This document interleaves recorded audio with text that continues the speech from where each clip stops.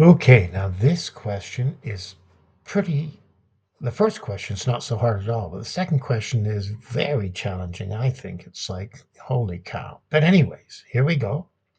The first one's not hard. Write down the difference between the sixth term and the 14th term um, in this sigma notation. Well, the terms are here. The first term is we let p equal 1, p equal 2. So this one, you just let um, p equals 6, 4 times 6 minus 1, and t14 is 4 times 14 minus 1.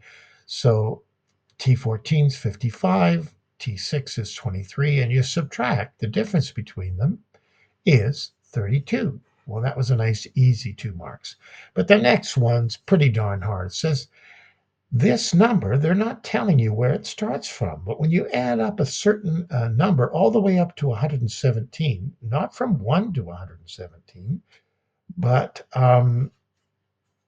when you add from a certain number up to 117, you get this 26,675. Well, and you're supposed to find k. Well, Mrs. Martindale did this question this way.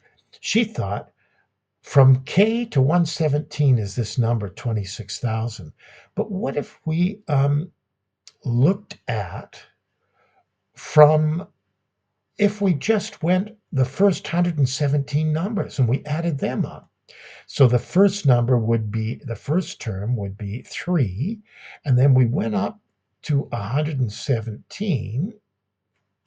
If we just figured out what that sum would be, 2 times the first all the way up to the sum of 100. So there's n over 2, 2a, n minus 1 times d. Well, you'd get this big sum here, which is more than this. And then Mrs. Martindale got the clever idea of, hey, they're giving us a little hint here. Maybe we should subtract. And that's what we do. We take this 27,495, which is bigger number, we subtract the actual sum, the total sum, the sum that from k, and we don't know what this k is, and we get 820. Now we do the whole thing trying to figure out this 820 is the sum of the numbers to k. So we want to figure out how many numbers add up to 820 because this added to this equals the total, you see? So now what can we figure this out? Well, here's the sum. We don't know what k is, but 2 times the first plus k minus 1 times the common difference. We want to figure out what k adds up to 820. Well, we multiply everything by 2.